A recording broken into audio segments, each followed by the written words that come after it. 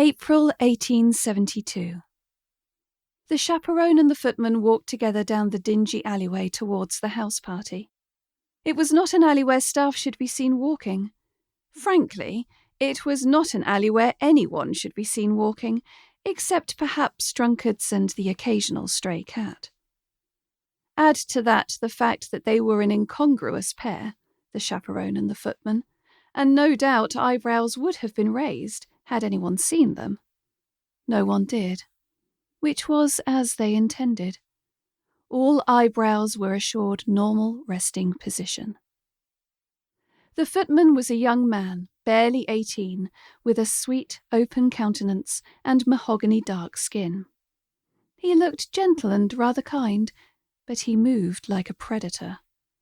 This gave the impression of the type of man who most likely would make you laugh right before he so efficiently killed you. With minimal blood loss, no stains to the carpet, and copious apologies, but still, death. The chaperone was an older woman, with dull grey hair stuffed severely under a cap, and a gown that did her no favours. The dress was a faded salmon silk with yellow lace trim, some 5 years out of style. It had too many orange ruffles at the hem and neck, adding to its bulk and misery. Frumpy, dumpy, and like words instantly sprang to mind. She moved as though she were half her own age, her steps light and arrogant, until they were within sight of their target house.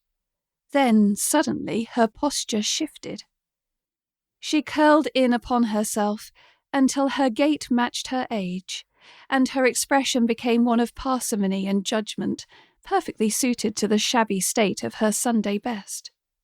She was someone's maiden aunt, easily dismissed and best forgotten.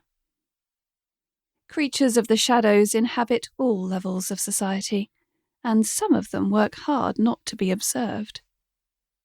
The footman took note of his companion's reduced pace and slumped posture. "You are a shifter, my heart, in your way." He slowed to match her pace. The companion gave him a slow blink, her version of approval. Her voice, when it emerged, was not her true, low, musical timbre. It was roughened, as if by drink and time. "There is something else I need to do while we're in there." "There is always something else."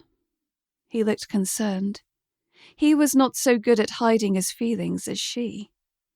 "Are you playing two hands tonight?" "No, I'm loyal to our employer. This time, there is another matter in which I have an interest, a match to arrange." "Dangerous?"